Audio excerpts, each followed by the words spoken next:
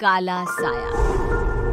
यूं तो बनारस घाट अपनी खूबसूरती के लिए बहुत प्रचलित है, पर घाट के किनारे कई राज लिए बैठे हैं।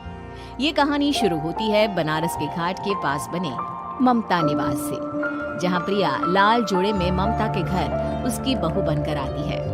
आओ आओ बहू, घर को अपने पैरों से पवित्र करो। ममता घर की दहलीज पार कर ही रही होती है कि अचानक एक बहुत गंदी सी बास पूरे घर में फैल जाती है।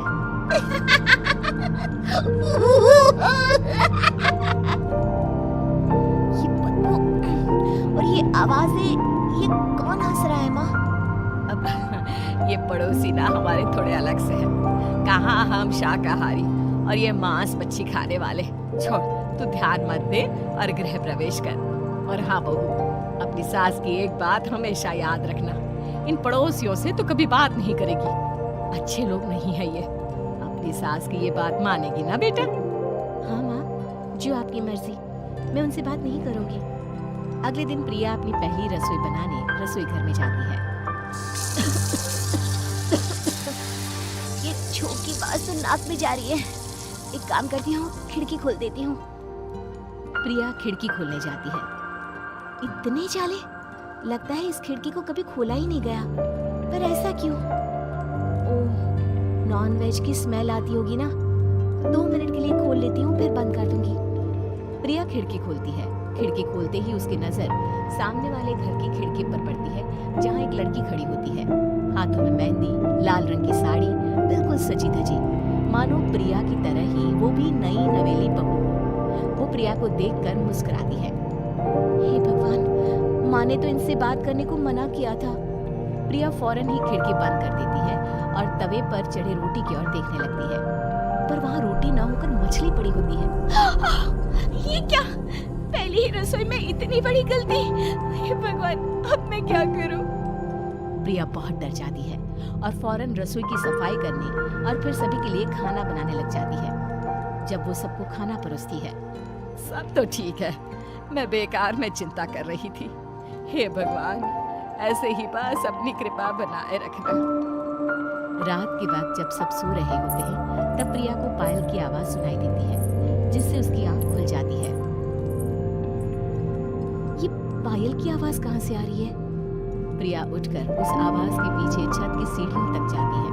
तभी उसे बच्चे के रोने की आवाज आती है। प्रिया छत पर जाती है तो क्या देखती है? वही लाल साड़ी वाली लड़की अपनी गोद में एक नवजात बच्चे को घुमा घुमा कर सुला रही है। तभी प्रिया की नजर उसके पेट पर पड़ती है। ओह गॉड, ये तो प्रेग्नेंट भी है। सुनिए, बच्चा सो नहीं रहा है क्या? मैं कुछ मदद करूं? नहीं नहीं, आपके घर वालों को अच्छा नहीं लगेगा, मैं संभाल लूंगी। स्नेहा की गोद से बच्चा हाथ मारकर प्रिया की गोद में आने को छटपटाने लगता है। दोनों घर अगल बगल में बने होने के कारण प्रिया उस बच्चे को गोद में ले लेती है। प्रिया के पास आते ही वो सो जाता है। बच्चे का वो स्पर्श रात भर प्रिया भूल नहीं पाती और अगली सुबह वो छत पर कपड़े सुखा रही होती है।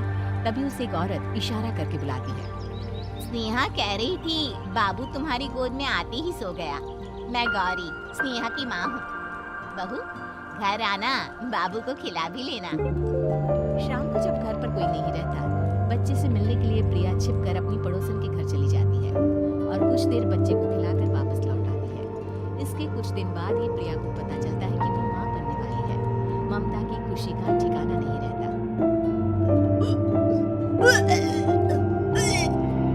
अजी, पता नहीं क्यों उल्टी आ रही है। प्रिया भागती हुई वॉशरूम में जाती है तो हरे और लाल रंग की उल्टी करती है। उस उल्टी में से कीड़े निकलते हैं। ये क्या? खून और ये कीड़े! माँ! माँ! प्रिया की आवाज सुनकर ममता दौड़ कर आती है, पर बेसिन में कुछ नहीं होता। प्रिया हक्की बक्की रह जाती है। ये सब क्या हो रहा है? प्रिया घबरा जाती है और अपने कमरे में जाकर सो जाती है। डर के कारण वो इतनी थक जाती है कि उसकी आंख लग जाती है। तब उसे ऐसा लगता है उसके पेट पर मानो कोई बैठा हुआ हो। कौन हो? प्रिया के पेट पर एक 5 महीने की बच्ची बैठी हुई थी, जो बुरी तरह जली हुई थी। माँ, तुम ही मुझे लाई ना अपने पेट में? मैं तुम्हारी माँ नहीं हूँ। कौन हो तुम? माँ, देखो मैं जल गई बुरी तरह से। अपने पेट में रहने को भी मुझे नहीं मिला। सिला दो ना माँ। बचाओ, बचाओ, माँ। ममता दौड़कर कमरे में आती है।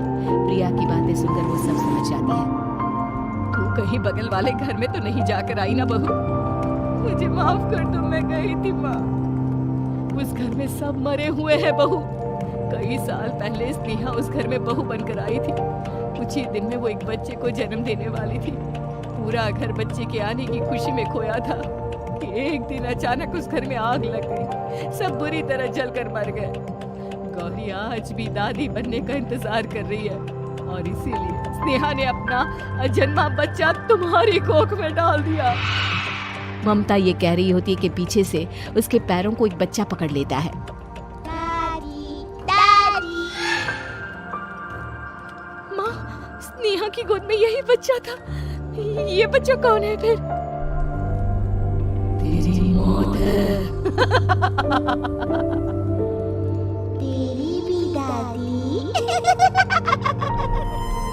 जिस जिसका ममता को डर था वही हो गया।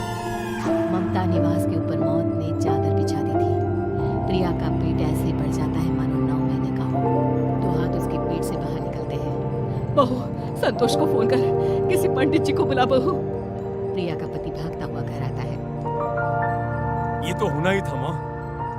तेरा बाप तेरे सामने आ गया तो तू सह नहीं पा रही है। स्नेहा घर में आग लगी नहीं थी, माँ ने लगाई थी प्रॉपर्टी की लालच में।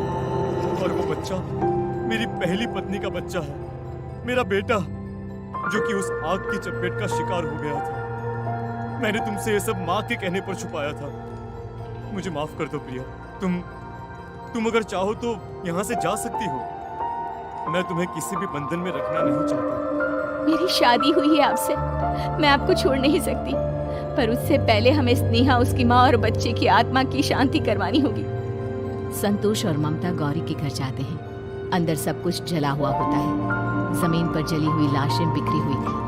ममता रो रो कर अपनी करने की माफी गौरी से मांगती है। प्रिया स्नेहा के घर वालों का अंतिम संस्कार करवा देती है और ममता निवास फिर से आत्माओं के साए से मुक्त हो जाता है।